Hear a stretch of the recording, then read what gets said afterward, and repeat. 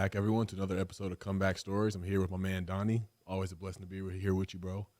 We've got a really special guest here today, a high-performance psychologist, someone that's worked with the Seattle Seahawks, world record holders, Olympians, artists and musicians, MVPs in every professional sport.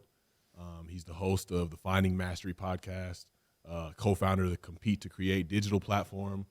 We have the one and only Michael Gervais. Michael, welcome to the show. Thank you for having me. I'm stoked to be here with you guys. Really grateful to have you here, man. We love to start by asking, can you paint a picture of what life was like for you growing up in your outside world and in your inner world? I like the duality of that question. Yeah, so the outside world was, I grew up, my parents, I'll set the scene as my parents kind of dropped out. So this was in the 70s when I was born, early 71. And my parents dropped out and they're like, okay, we're not doing the city life anymore. And so they scraped some money together and bought a little farm up in Virginia.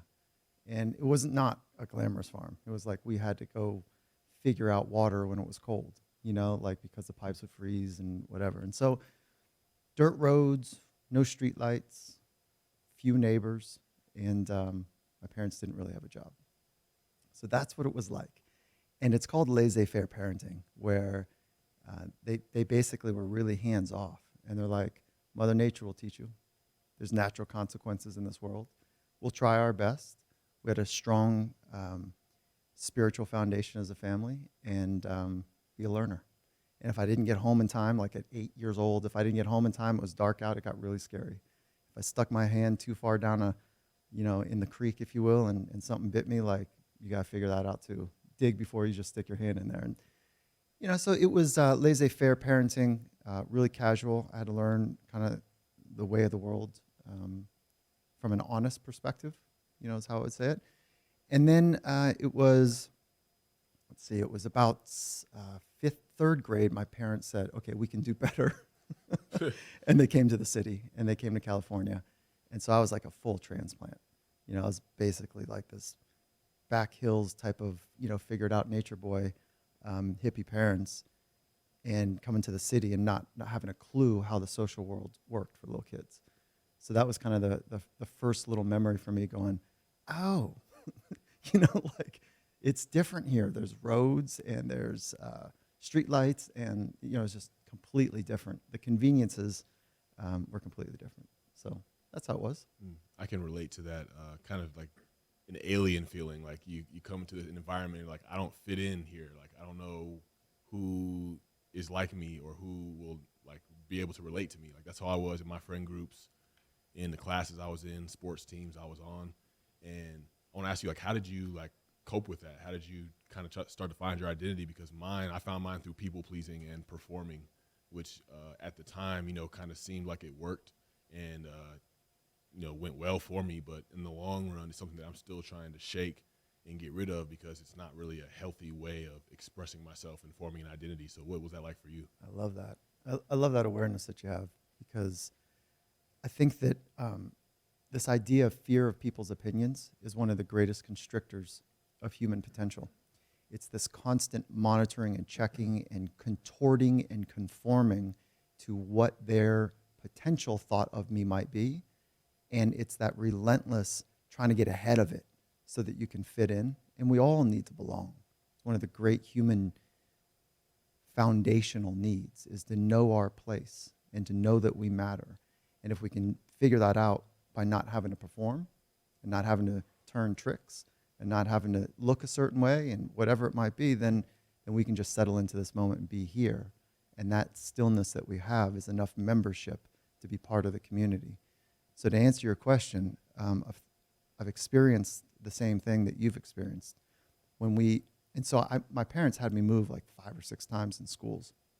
So I had that same way. I should set up the context that my dad was a functioning alcoholic drug user. Mom was highly codependent, still is.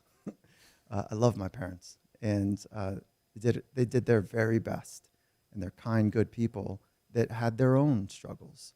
And so what they taught me was what you see is not what you necessarily get. So let's present a certain way, right? And they never said it like that, but my parents would act differently when people are around. My dad was you know what drugs do. You come in and out of it, you know, and like moody as hell when you're coming down, happy as all can be when you're in a good vibe.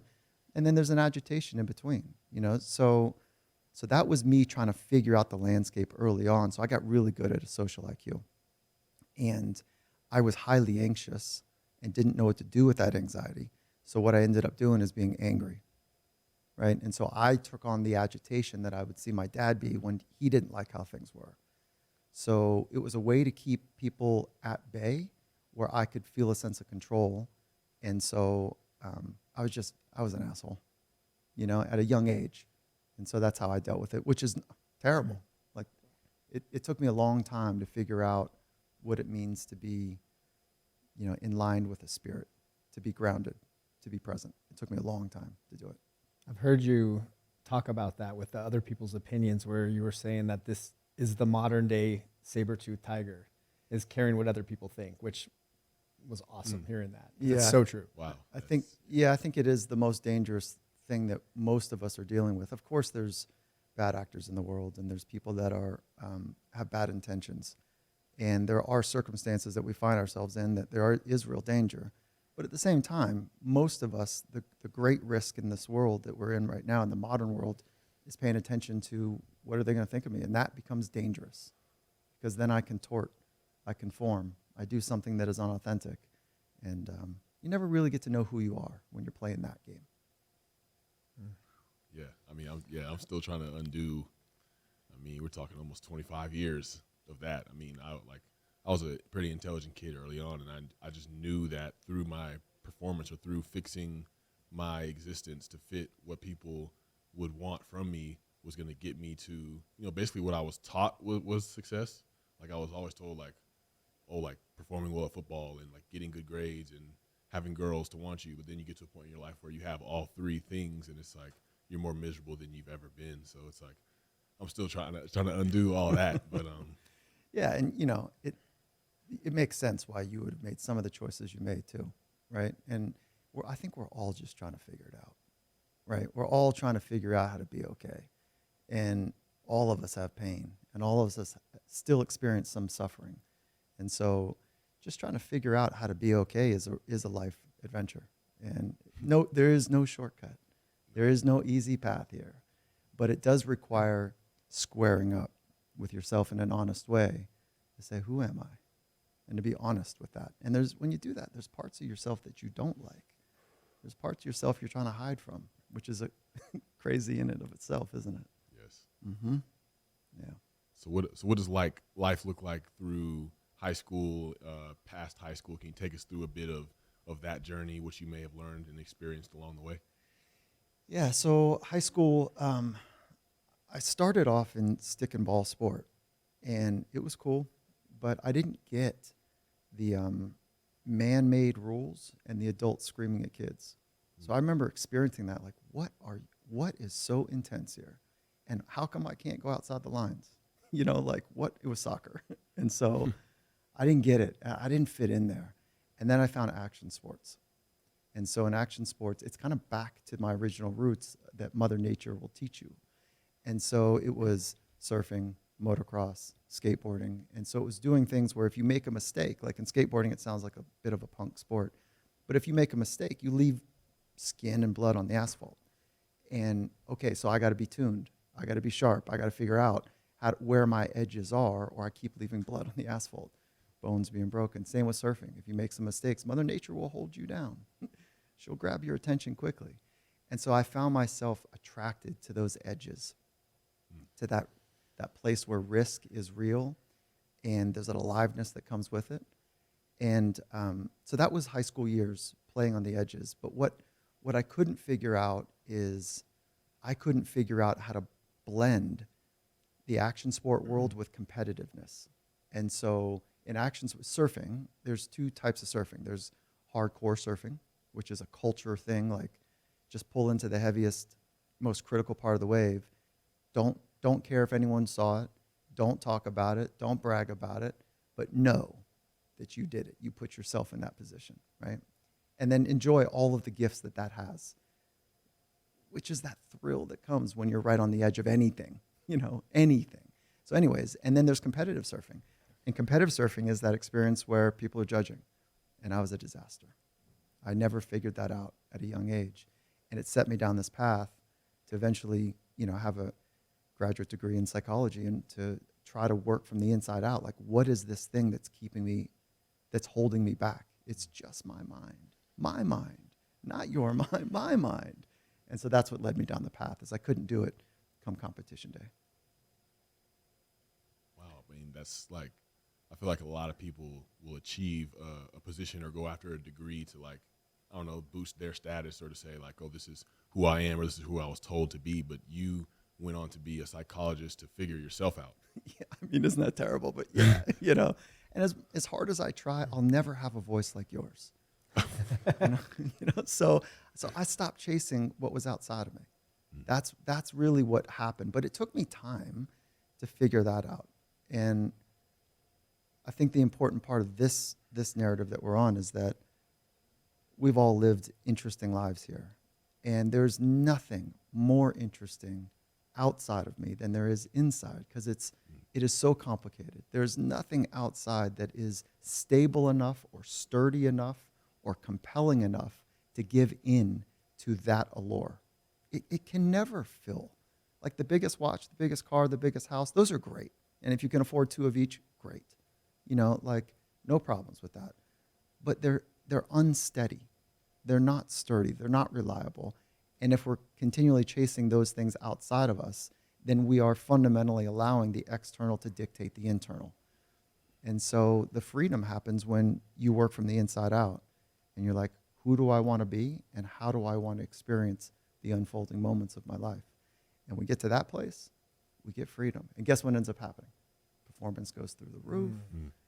Joy and happiness and well-being are ever present.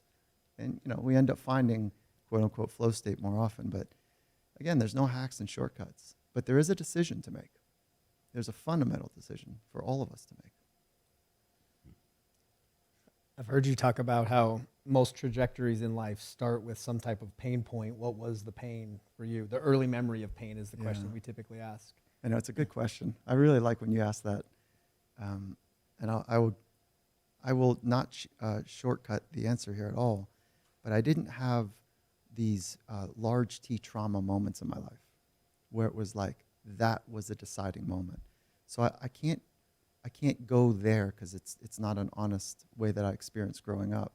But I had lots of hurt, lots of trying to figure out that led to fear by not knowing what was happening in my family life. So I'll share one with you that sticks out forever, which is I was a punk little kid, smart, trying to figure it out. And my dad's over my right shoulder, my mom's over my left shoulder. We're doing homework, and I'm in second grade. So, I mean, it's funny how things happen, like how they stick with us. And she says, no, this is how you do the math. This is how you do it. My mom, like, frustrated. And she's frustrated with my dad, rolls up beside me, and he says, honey, maybe he's just stupid. Yeah. And so I remember going, oh, shit, maybe I'm stupid. Oh, this is stupid. Maybe I'm stupid. And so that stayed with me for a long time. And again, I love my parents. They didn't know better. Why would you say that to, an 8-year-old kid? If you're happy and well and full of joy, you would never go there. So it's an indication of some of their struggles. And that's not my codependency. That's me calling out the source was in pain and led to me feeling pain. And so that did do something to me where I didn't quite know how to be in my own self, because who wants to be stupid, right? And that second guessing on a regular basis. So that's one of the things that led to the anxiousness socially that I felt, that led to the agitation and the violence that I would express. And so that's kind of an early stem. But I don't want to over dramatize that, because I don't think it's all that unique. It's like one moment that stung me.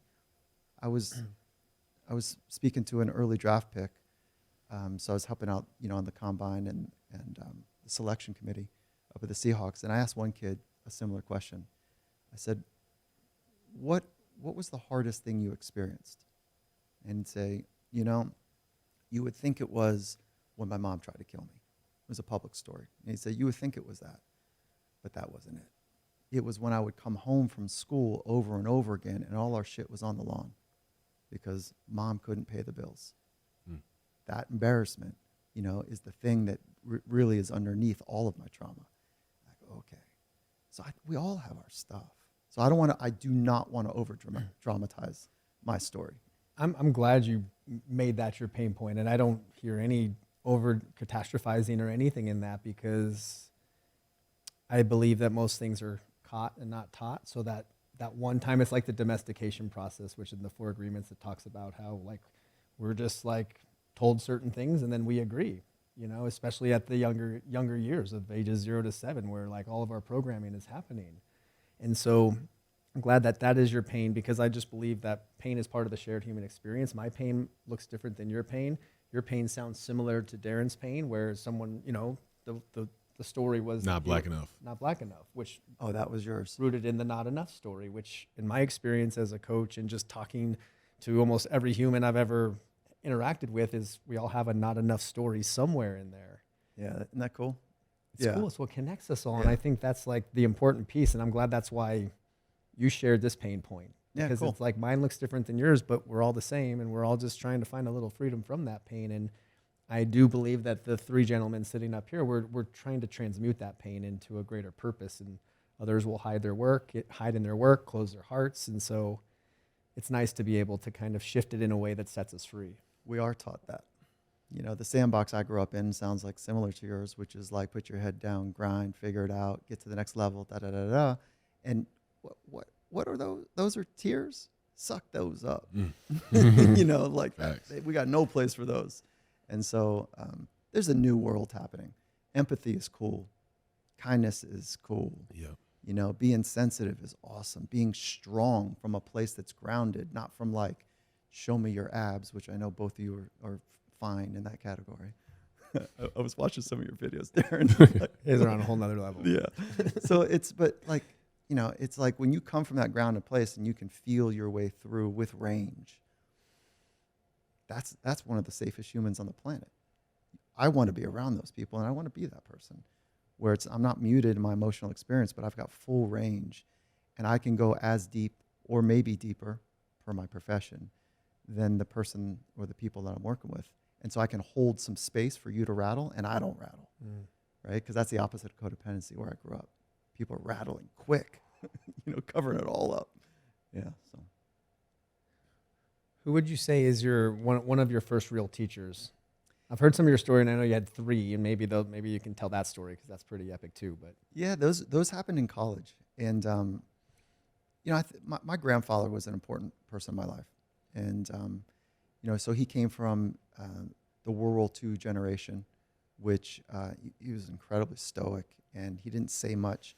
I never once heard him say a bad thing about another person. He had very few words, but he was so happy and so content. He's an Italian immigrant that came and figured it out himself with all of that stuff. He was short, immigrant, and had to figure out how to grind to take care of his family, and he did it. And what I loved about him, what he taught me was, if you don't have something nice to say, don't say it. So just work from kindness. And we're not trying to fake anything out, but just come from a kind place.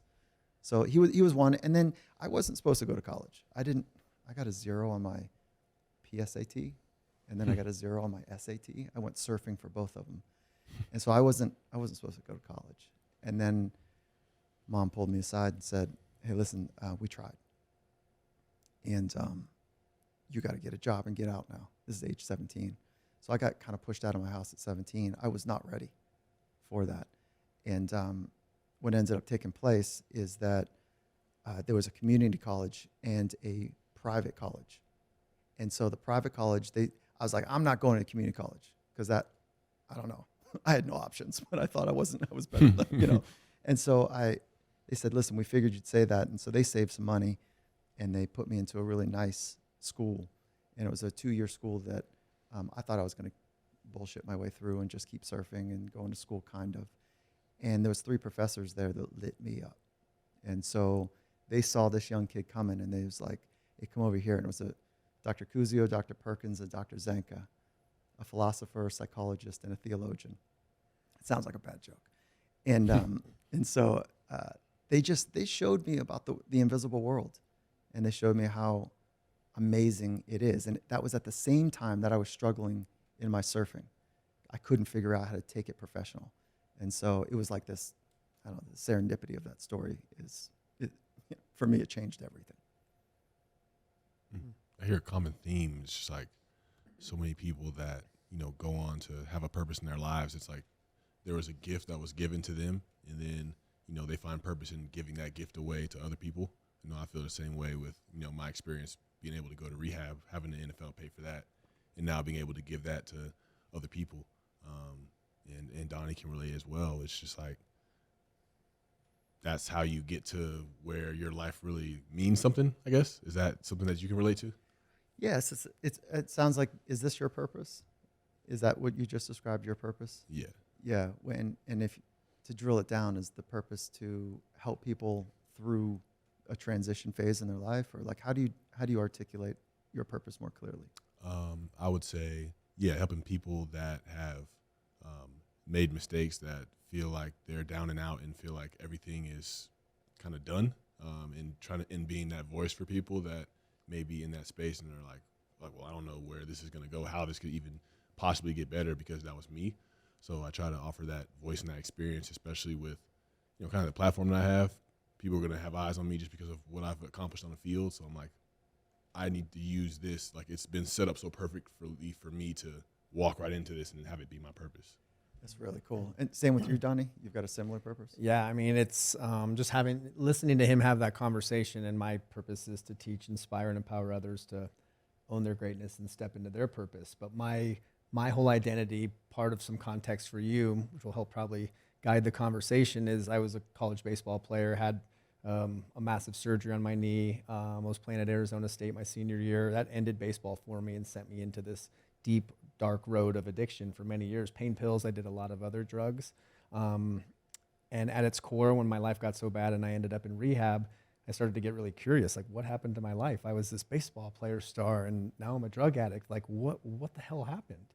And when I started to do the work, therapy, 12-step, like really started to dive in, what I uncovered was that I didn't want to feel the emotional pain of the loss of my identity, my purpose. So I numbed it every day. When I stopped blaming the doctors and blaming all these surgeries that I had, and I got really honest, that was it. And so my life changed completely as I got into yoga and teach yoga and meditation and became a coach, and was watching Hard Knocks and heard Darren tell his story. And I had done that on a way smaller platform. I'm like, who is this dude? I've got to connect with him. And at the time, maybe he had like 5,000 Instagram followers or 8, but I met like 2,000. 2,000, yeah. So I messaged him and he got right back to me, and we started working together, coach client, and it's just turned into more of a cool love story and a great connection where we had this vision of creating this podcast. And the big thing that I've always worked with him and other athletes, because this is what almost killed me, was figuring out who the hell you are beyond the sport, because one day it's going to end, and if you don't know who you are, you're going to be fucked. Like that almost killed me. And so Darren does music, he does the podcast, he's got a foundation, and so to hear him say that, it's really cool to see it come to life. Yeah, I love the context, because what there's 3 components to purpose, right? According to the science, and it has to matter to you. Nobody can give you purpose. So this is the adult work. You know, it's really hard to know purpose at a young age. Some do. I don't know how they do it, but I knew it mattered to me when I was younger, but it wasn't bigger than me. And that's the second component. I mattered more. You know, like I was so selfish, and I was trying to get my needs met out of my pain. And so 3 components. It has to matter to you, it's bigger than you, and it's got a future orientation, meaning it's down the road. So it's not the purpose of now, it's the purpose on an arc. And it sounds clinical to almost kind of pull it apart, but when you think about it, what matters to you? What really matters to you, and what is bigger than you? If you get those 2 things together, then it starts to get more clear about why I'm doing what I'm doing. Why am I in the grind? Why am I getting beat up and flipped upside down by life's turbulence? Why am I going through this? Well, it's because I want to see my kids have a better chance than me. I want a college education for my kids that I couldn't have myself, or whatever it might be. And so purpose has to be bigger than you and matter to you. Those are the 2 big components to it. And so mine is to help people live in the present moment. And that's what I needed, to your point, Darren, is like I didn't know how to do that. And so I was covering up all types of ways. And don't look at me, look at what I can do, surfing and otherwise. And so that was the reason the present moment is so important. I'll start there, is because the present moment is where high performance is expressed. Okay, so that's cool. That's a very surface thing to think about. But that's like the hook that gets people like that people come to me because they want to perform better. But the second and third part are much deeper about the present moment. So the first part of the present moment is that's where high performance happens, in the present moment. The second, it's where wisdom is revealed, the deeper part of the human experience. And the third, it's where all things that are true, beautiful, and good are experienced in the present moment. And our minds are so undisciplined, so busy, so formulated like a junkyard, like there's interesting parts all to it, but we struggle with a unified way of seeing the world and interpreting experiences because most of us have never formally trained our mind, as you would recognize. So without formal training of the mind, it becomes, it's fucking hard. Like it's really hard to figure it out. So when you train your mind, you're more equipped to deal with the external changes that take place. And you're more equipped to interpret and understand the internal changes that are taking place as well. I saw a definition that you had for mindfulness. I believe it was it's like a radical act of commitment to understanding how you work. Yeah, pretty much. And it's like, yeah, and because it's like I find myself having that commitment most of the time. Then sometimes it's like I don't choose to take that act, and it's like sometimes I can drift away a little bit. But a lot of the time, most of the time, like I'm there, I can lock in, I can be dialed in. But it's like that radical act, like all the time, that every single opportunity, every single moment choice can be so difficult for people. I know it's for me because it's a human. Yeah, I'll double down on that, is that ultimately all we really get is experience. This is an experience, right? And this is all we really get. And if we don't have an understanding of how we want to experience or what the actual experience is, like, of course we're going to skim across the top. Of course we're going to be interested in how we present, the way we look, the way we sound, more importantly than how we want to actually experience the unfolding experience. It is a radical act to invest in your own psychology. It is a radical gift of love to do that, because when you're more present, of course you're more present for the people you love. They feel safe. They can drop their guard. They can be who they are and live life in the richest unfolding way. And we're in the business of high performance. When people do that, they end up figuring out what potential really looks like, because they're not playing a secondary game all the time. And then I'll put an asterisk next to it. I think you guys will both recognize that you've experienced high-level sport, and you did it with the operating system that you had. Sometimes the craziest MFer in the room is the one that's going to carry us to do some crazy things. And it's unreasonable to think that you should be in the league. Well, 6'6", 200 plus, whatever. But so you had some advantages. But it is unreasonable to think of all the people that tried that you would be the one. And so there's an unreasonableness that also accompanies high performance. And so there's just that little bit of uncorked, like, I think I can do that. And getting over your skis, if you will, like pushing on the edge, I think I can do that, is a requirement as well. So it's not about just the full Zen experience. Let me go with the flow. Every moment is a wave that I'm going to ride. Sometimes it's like, no. I need to figure out how to do A, B, and C, even when it feels dangerous to me. And so that unreasonableness is also important, to experiencing potential. I like how simple your purpose statement is, but how powerful when I hear that, and presence, and really what that does. I'm always talking about how presence is this word. It's really often overused, but rarely embodied, right? But it's a practice.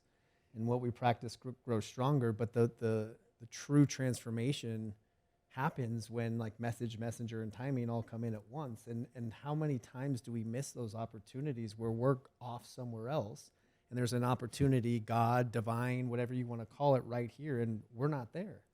how many times has that happened in our lives? So yes, it's work, but I still think it's the easier, softer way to go through life, right? Than to keep banging our heads against the wall, trying to like do things the same old way in a world that's really addicted and afflicted to a lot of distraction that's coming our way. You got a poetry about you. No doubt. No doubt. No doubt. Addicted and afflicted. It's really good. No doubt. I just feel that. I mean, I teach this shit, and I'm like constantly, the phone thing is still like, and I'm always talking about how I'm still tripping over the things that I teach every single day. But it's just, I have so much compassion for the world, knowing that, man, if I'm still struggling with this and I'm teaching it and trying to stay in the work, I just know we still have a lot of work to do. We do. And so that's why your guys' platform and what you're doing is important. And then I think it's also equally important to be very clear. There are no shortcuts.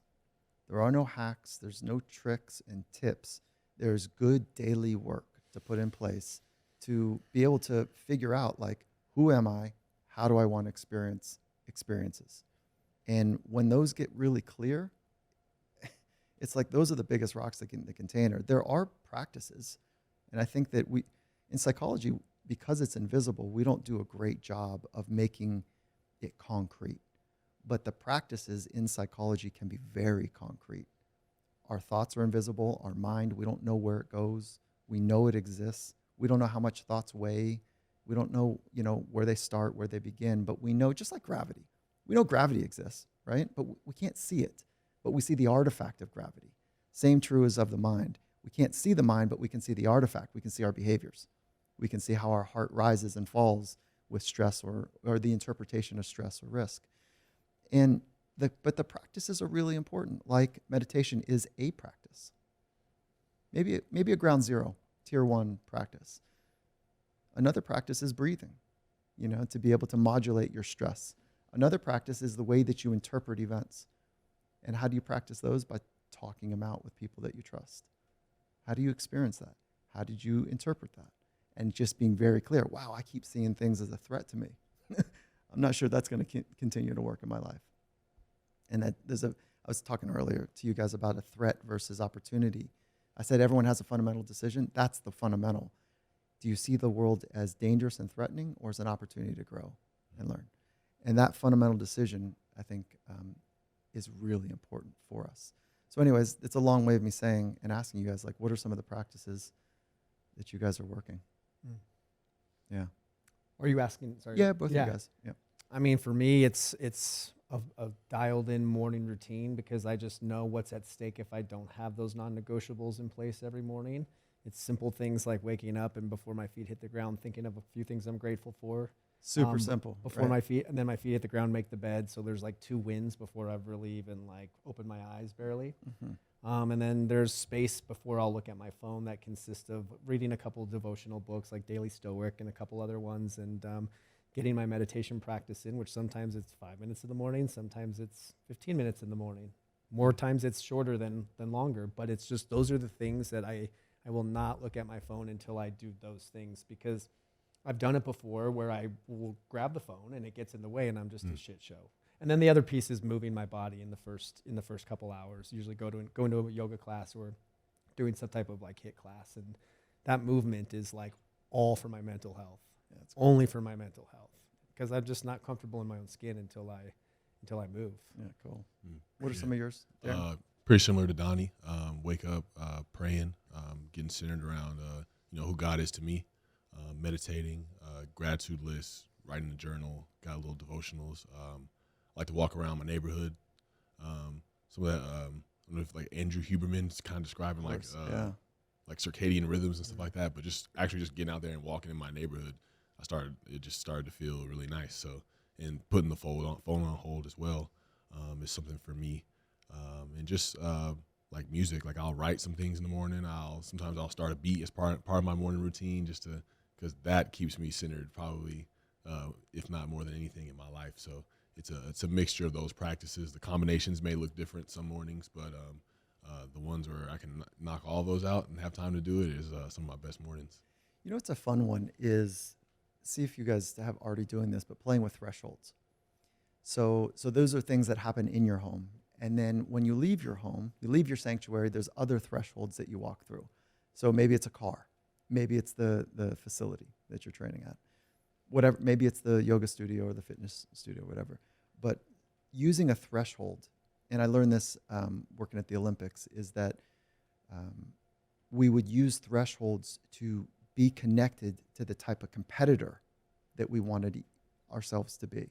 And so when we walk through a threshold, it's like a moment, like, okay, it's not like I just switch it on, but we use that term loosely, like, okay, switch on.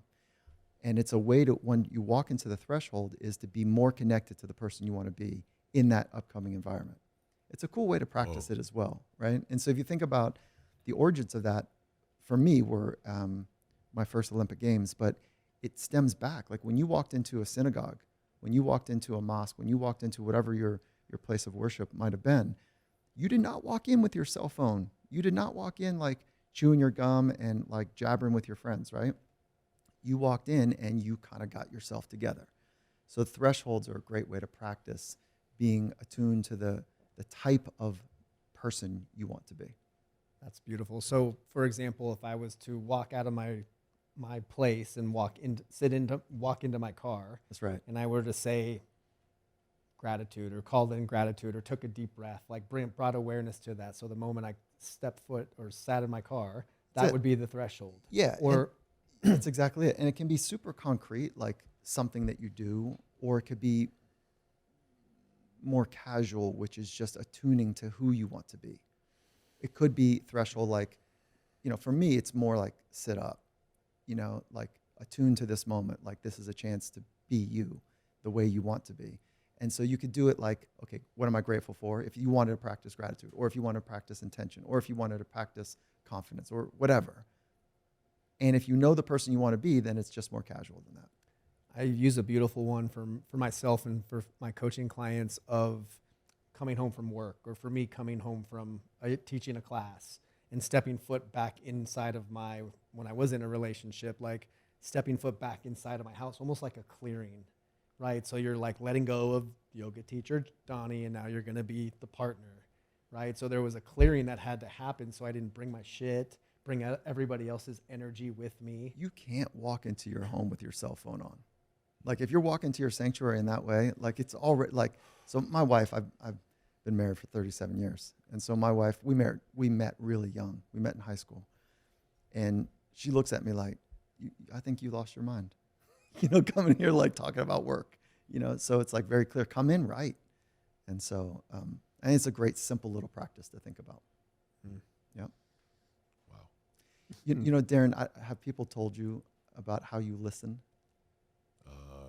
Yes, I've heard that a few times. Yeah.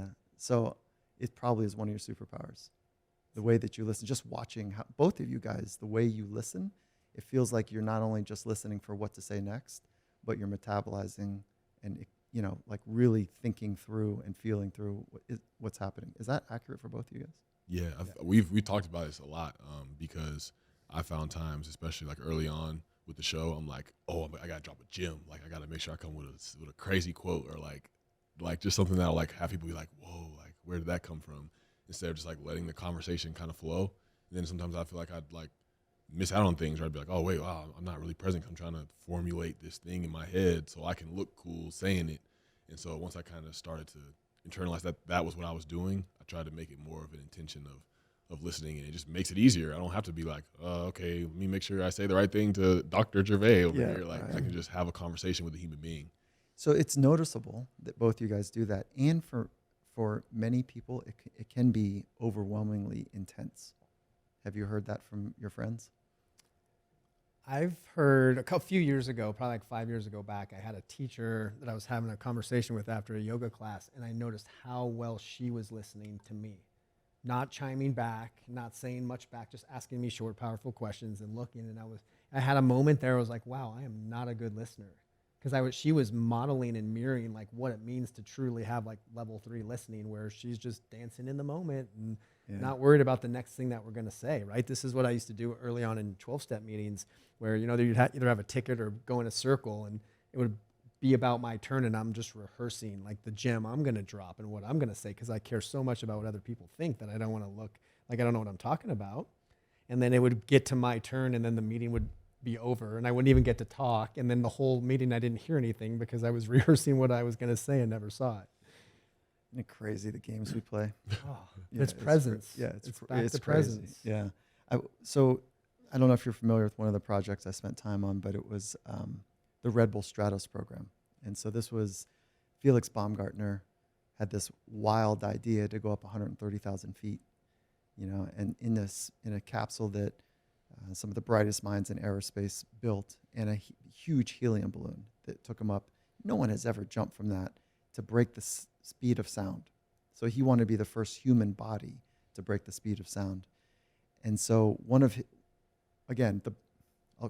explain some of the drama, is that just imagine what it was like to get in the capsule, knowing that when you go up the first 500 feet, if something goes wrong, probably going to die. When you go up for the remaining 5-hour ascent, if you get the gas and oxygen exchange wrong, probably going to die.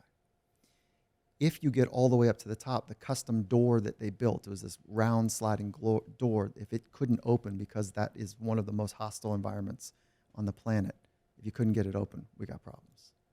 If you actually do get out of the capsule and you're standing on the ledge, 130,000 feet above the Mother Earth, and your boots have about 6 inches over the ledge because the ledge is so small, and you're floating in space. When you jump, think about this for a minute, and you go into a flat spin where you're twisting, you have about 5 seconds before all the blood rushes to your head and your feet. And you would land, but you would land in a vegetative state. And then the brightest minds in aerospace weren't sure if, as you potentially pass through the sound barrier, Mach 1, that they were not sure if your if your hands and your legs would rip off because of the drag. So the things that we're talking about, like deep listening, imagine how intense he was at listening. Imagine how intense he was at using his imagination to know exactly how he wanted to experience himself during those moments. Imagine the amount of mental imagery that he would do. Imagine the way he would speak to himself. Imagine the level of trust he had to have in other people.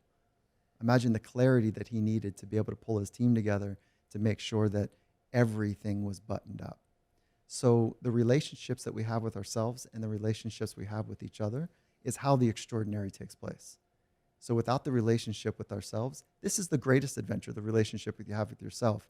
And then when you can get other people together on a shared mission, like, that's what Jesus did. That's what Buddha did. That's what Confucius did. That's what Mother Teresa did. That's what Dr. King Jr. did. That's what Malcolm X did. And go on and on and on. They knew themselves. They knew their purpose. They had relationships with themselves, relationships with others, and they agreed on a shared mission. You change the world when that happens, whether it's your world or the world. And that's the type of partnerships I want to be part of. And so you guys are an emblem of listening well. And so on the other side of it, makes me feel like my experience here matters, which is really cool. Thank you for the gift. Oh, yeah, thank you. I want to ask you a similar question I asked you before, as your purpose started to formulate and you found yourself finding opportunities with teams, with Fortune 100 companies, with opportunities that you have today. What was that journey like, and what was the relationship like with yourself along the way? I think it's built on trust. And so the complicated part of trust is that trust is baked. This is the psychologist now speaking. Trust is baked from the ages of 0 and 2, pre-verbal. So if your caregiver did their job and they took care of you, you would say, before you could even put words to something, you would say, yeah, I think people are basically trustworthy. Because when you cried, someone took care of you. If they weren't, if they were in their own drama for whatever reasons, you would come out of early childhood and be like, I don't know.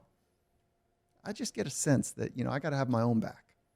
I don't know if I can rely on other people. So I'm using that as a step off into Satya Nadella is the CEO of Microsoft. And we had some really fun, exciting, wild success up at Seattle. We're back-to-back Super Bowls, won one, lost one in dramatic fashion. And Satya Nadella was watching the culture that Coach Carroll and I were working on. And it was a culture that everybody was involved in building. It's not one person or two people. Everybody's involved in it. And Satya Nadella was about 4 weeks into his job. And Microsoft has about 200,000 employees. Think about that for the size of that for a minute. It's definitely a top 5 country or top 5 company in the world.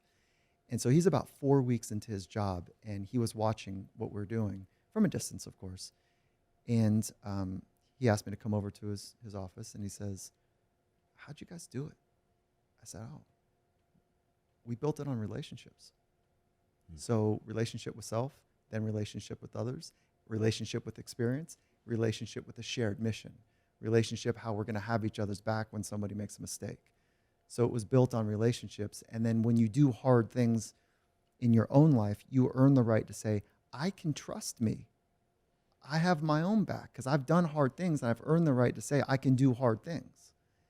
But you can't fake your way and lie your way or cheat your way through it and earn the authentic right to say, I do hard things and I figure shit out. So it starts first and foremost there, and then it gets into trust with others. So when you get into that game, that's where you start to get into the scaling as well. But things usually break down. How about this? Like at the beginning of the year, athletes kind of lock arms, right? This is a locker room moment type of over TV dramatized, and lock arms like, let's go get it. Hoo-ha, here we go. We can do it, Super Bowl or bust, whatever that cheesy stuff is. And then as soon as stuff starts going wrong, people unlock their arms, pointing fingers. So if you can keep your arms locked on the shared mission and have each other's back when things go sideways, that's where really interesting things start to take place. And so that's how we scale it, at taking the best practices in sport psychology into business. And right now in business, let me start this way. People are struggling right now. You think about it oversimplified, people are thriving, struggling, and suffering. One of those three. And we go in and out, right? And so people are suffering and struggling right now. And primarily not because the external world has changed so much, and the pandemic and recession potentially, and it's not that. It's because we're not equipped internally with the skills to manage the external changes that are happening. And so there's a ringing of the bell right now saying, we want the skills that people like you guys have. What are those practices? And it's an exciting time, and you guys are carving the path in an important way. So keep talking about the practices and keep making it cool to invest on the inside. I'm curious for you. I've been sober 9 years, and this last year explored some psychedelic journeys, both psilocybin and Bufo or 5-MeO-DMT. I'm just curious your thoughts on those medicines, if you're a believer, if you've experienced it, or what your thoughts are around it. Yeah, that's a cool question, because the research that's coming out right now is pretty interesting. And it's still early, but it's really interesting.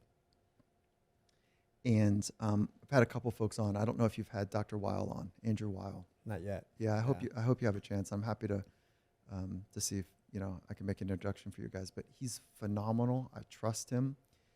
He's a deep mind, and he's been here for a long time, understanding this stuff. And I think it's compelling and interesting. However, for me personally, I have a tension that I haven't unlocked yet. And that tension is to work from the inside out without assistance. And I don't know why that I am so clear on that at this point, when I know that I will take medication when there's other pains involved. But I am aggressively late to take medication. And so I think it might be because my family, my uncle was an addict and put himself on a train track. And so I've experienced, like you guys have, the highest of trauma when it comes to substance abuse. My dad's an addict, right? So I know what the turning to an external substance for the internal experience of healing looks like. And there's a place for medication. I think there's a place for pharmacology, and there's also a place for more natural remedies as well that you're talking about. I'm not interested in it personally at this point. I'm reserving the right though, because the research is compelling and some of the storytelling is remarkable. And so I've had some of the folks that have been on your podcast say, it changed me and I'm different from it. And I could have taken 15 years to do this internal work. And I think that I'm there faster. So anyways, that's where I'm at with it. It's not for me right now. Yeah. Thank you for sharing that. Yeah. I've heard you talk about the 3 things that we need to square up with. Can you share a little bit about those? Well, I think you're referring to there's 3 things as humans we can train. Oh, it's the death. The things we need to square up with. Yeah. Death, know your tripwires, and yeah. Yeah. So I think it's very clear that when I say this, but it's harder to live aligned with it, is that the 3 of us and everyone listening is going to die.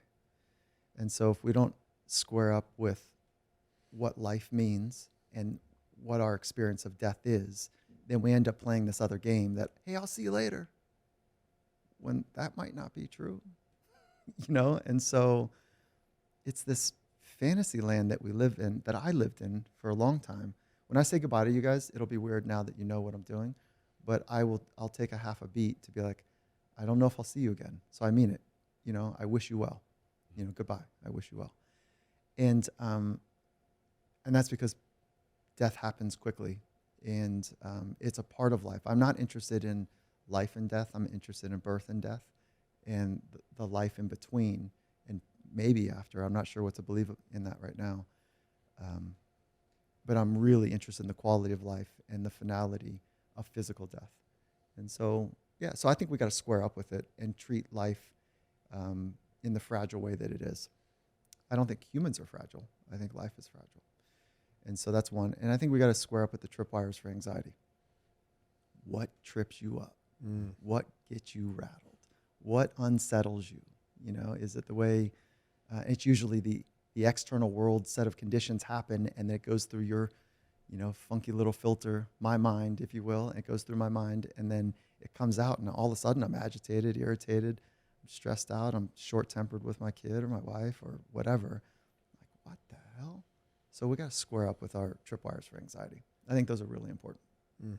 Bring it to the light, whatever it is, right? Shine the light of awareness onto it. I believe that awareness is what loosens the grip in a natural way, right? It's like if we're aware of it, then we're not of that. It's just continuing to shine the light. I love that you say that, because you're not even in the game. You're not even in the arena yet if you don't have an awareness of how your inner self works. Not even close. If you don't know how thought 1 and thought 2 and thought 3 and emotion A, B, and C, how those work together, there's no chance that you'll ever really understand this immense experience of what we're capable of. Let alone, like you could peak, you could have some extraordinary outcomes, but definitely the sustainability of it isn't part of the game. I see you nodding, Darren, right? Yeah, I was reading, so Donnie and I are like in 12-step programs. I'm reading this book with my sponsor right now. It's called Drop the Rock, The Ripple Effect. And Drop the Rock is essentially like, shedding yourself of like, character defects, negative, like reactions to things. And it's just like, it talks about in the book, it's like, we need to move from this place of emotions, seeing them as like, I want to feel them or I don't want to feel them. It's more so seeing them as like sustainable and unsustainable for my recovery, for my life, like, and looking at them like that instead of like trying to make friends or enemies out of my emotions, but really just trying to get a deeper understanding and seeing like what emotions can allow me to maintain a consistency in the life I want to live. Because I don't want to just have peaks. I don't want to have these good little moments of like relief. Like I want freedom. Yeah, so there's an unfolding moment that's always taking place. Like everything's a continuation. And I hear you saying like, what peak performance is. You know what that is. Like when it kind of comes together. But then if you don't have the right inputs, it's not sustainable. It doesn't happen over and over again unless you have the right sustainable inputs. And so emotions are complicated. They are so flippin' powerful. And let's just be really clear that emotions are physical and observable. Feelings are private and unobservable. So the emotion that, like, let's say that a gorilla runs in right now, and Donnie, you are the gorilla wrestler, and Darren and I look at you like, okay, time to go, Donnie, and we're jumping behind you, right? That we'll all have an activation, and then if I interpret that activation, that fight, flight, freeze type of mechanism that happens, that's totally natural within 2 seconds, that flood happens, that's emotion. The way that I interpret that is my feeling. And so this is where it gets really fun. So it'd be obvious. If a gorilla runs in, it's pissed off, and I'd be scared. I don't know what else to do, okay? So I run behind you, Donnie, and then Donnie, you've been bragging to us for a long time how you're pretty fucking good at wrestling gorillas, right?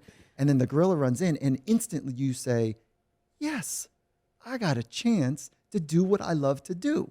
You'll interpret all of that activation as excitement, as like the good stuff, right? But if you interpret the gorilla running in as, oh shit, Darren's gonna know I'm full of shit, right? Oh shit, here we go. Don't fuck this up now. All of those emotions, the physiological on that you're experiencing, turns to anxiety, not excitement. Okay, so it's that subtle. It's just that subtle. It's just that little, oh shit, or I love this. This is interesting. Oh, I wonder what this is going to turn into. Oh, wow, how's this going to play out? Oh, I think I can figure this out. Let's keep going. All of that is like stress makes me. I look forward to it, as opposed to, hey, this isn't right now. This isn't how it's supposed to be. Stress breaks me, and I don't like how I feel when I'm getting tested. Are you trying me? That type of thing. As opposed to, oh, this is interesting how this is going to go. Let's see how this unfolds. And there's a knowing that comes from the ability to lean in to say, oh, this is interesting. So anyways, it's our interpretation of the emotions that makes us uniquely ourselves. And that sophistication of knowing the difference between feelings and emotions goes a long way. Love that you used the word interesting. I find myself over the last few years saying it's not like a neutral word, right? It's not like a positive or a negative. It's just like, oh, that's interesting. Like when somebody's, annoying me, and I can say, oh, that's interesting, as opposed to like passing judgment on it either way. It's a good neutral word. And I like that you guys are working on like the emotions right now. You're saying like, it's not good or bad. It's not friends or enemies. They are there, and they're signals for a reason. The way you interpret it, you can be kind of like karate, I guess, which is like back up, right angles, chop, chop. Or you can be more like Aikido, which is like, oh, how do I use this? Oh, that's interesting. Let me lean into it or lean away from it. But, having it be information as opposed to right or wrong, friend or enemy. That duality of things in and of itself creates problems. Yeah. I'm just seeing how it's all everything's kind of tying in together, because it's like you can't choose that perspective unless you're present to the moment and present to that emotion.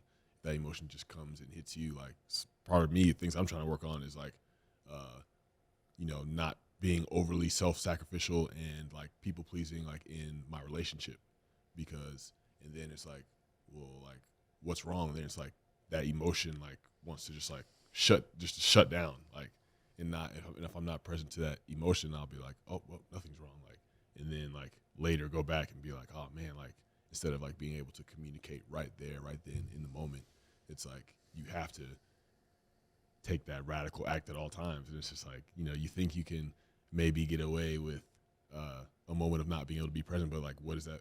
What's the price you're gonna have to pay for not being present to that moment and to that emotion when it comes up? So it's so if you're not aware, you're not able to practice with it. If it comes up in a moment where like someone squares up to you, like a loved one squares up and is like, do you really care about me? And you've been bullshitting your way, flipping through Instagram for, weeks on end, like, no, I do. What are you practicing? What are you really practicing? But I love that you're trying to sort out like people pleasing, because kindness is at the core of that, right? Like I get a sense you want to be kind. Right. Yeah, and you want to be a good, loving human to your partner. And it gets, there's a thin line between that and codependency. And so codependency, as you guys are well aware, is that my happiness depends on your happiness. And it becomes problematic because you're thinking of yourself less. Not less often, but you're thinking of yourself less. And their needs are more important than expressing your needs. And so where it gets really clear is like, let's use an example where, my wife says, what do you want for dinner? I go, whatever you want. And she goes, no, will you pick? I go, no, whatever you want. Like, I'm trying to be nice, but I'm missing it. She's like, no, help me out. Like, I don't want to make a decision. And so being able to articulate what's happening inside of you as opposed to just defaulting to, no, whatever you want. But being honest, like, I know what you want. Move off of the dinner story. I think I know what you want, but I got to tell you my experience in this. Like, I just kind of feel triggered about it this way, or I'm having a response this way too. And so when two adults have that conversation, my experience and your experience, and there's a calibration, we move with so much more speed and depth. And isn't that a cool combination? Speed and depth. Yeah. Yeah. And so it's like, this is my experience. What's your experience? Oh, okay, good. I think I know your experience. What's your experience? Oh, okay. My experience is this. Oh. And then after a while, it just gets so much easier. But you got to bring yourself forward. And that requires vulnerability, which, as you guys would recognize, athletes, how about this? Chin check me if I'm off on this. But athletes are better at vulnerability than most people, because it's a daily practice, a fundamental practice to put it on the line. A daily practice to be exposed in front of peers and, adults that are saying that's not good enough. And so there's a vulnerability required to take a risk, to go for it. And if you don't practice it, you can't stay on a team, right? Unless you're so freaky that you eat pizza and beer and jump 42 inches and run a 440 flat when you're 38. Like they're freaks. Are you one of those freaks? You might be, huh? You are. Yeah. So you could eat beer and pizza or whatever. And Yeah, I mean, I eat a lot better now, but So I used to be able to, get away with everything. I mean, my first 2 years in the league, I ate fried food damn near every day. Jesus. Jesus. I mean, so it kind of makes sense why you would over-rotate to saying, I'm an athlete, which I think those are the three most dangerous words in elite sport. I'm an athlete. Did you guys say that to yourself, like, I'm an athlete? I mean, my whole identity was rap. I mean, I didn't know it at the time, but obviously with what transpired in my life, like, it was very clear. It was all about that. I think they're the three most dangerous words, and the reason being is because you are so much more, and so am I. Like, I'm not an athlete, but like, I was once aspiring, and I think the three most dangerous words in elite sport. It's the three most dangerous words at most cocktail parties. Oh, I am a fill in the blank, salesperson, CEO, entrepreneur. Is that it? Is that all? No. There's more, but like, definitely people over-rotate to something that they do, and then they want others around them to identify with, like, oh, you're really good at that. And so now we've just conscripted the entire human experience into a performative experience. I think it's really dangerous. And that's why you went through, Donny, an identity foreclosure. So shit shut down early for you, right? Like when athletics was ripped away. I don't know if it happened for you, Darren, where like when you went through some of your crises. Yeah, it did. It forced me to kind of be like, let's find out who you really are. Because I got banned for the league for at least a year. So things weren't looking up. I mean, if you were in Vegas, you probably wouldn't bet on me making a comeback. So it forced me to, rehab and having a job at Sprouts and just like, all right, like let's figure out who you really are. Like, cause you're not gonna walk around saying I'm a grocery clerk or just walk up to everybody you see and be like, I'm a drug addict. Like, no, it's like, who are you? There's a lot of who are yous echoing in your mind for at least a year.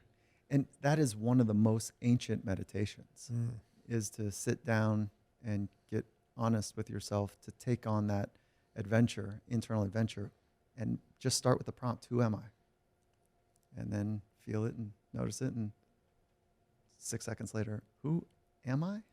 6 seconds later, who really am I? And just like hours and days and years of who am I? That adventure is, it's never ending, it feels like. How do you guys answer that? I mean, today for me, it's just a man of service. Like, I think that is, you know, the beauty of going through my past and our past of addiction is that identified that the core of our disease was selfishness and self-centeredness, and it gave us the antidote of service, which ultimately was the greatest life hack ever, is just to be of service. And it's certainly given me an access point. My past has given me an access point to a greater purpose. And today this isn't my saying, I think Gervais said it once, but my selfishness is my selflessness, which it's just, I just know, like, it's karmically, like what you put out comes back to you, but it's just a beautiful way to stay the hell out of my own way. That's cool. It's funny, I had a conversation with, there's this dude named Moss, shout out to Moss. He works at the float tank spot that I go to. And he's like, I mean, he's just like a spiritual, I don't even know what to call him. But he told me one time, he was like, somebody asked me who I am, I just say, I am. And I'm just like, I sat with that, I was like, what does that even mean? But it's like, I guess to me, like an interpretation of that would be like for me, whatever God calls me to be in a moment, calls me to be in a relationship, or like, you know, I'm not confined to one thing or one role, or, you know, just being able to offer one thing. Like I can be whatever. I'm like, kind of like Bruce Lee, like formless in a way.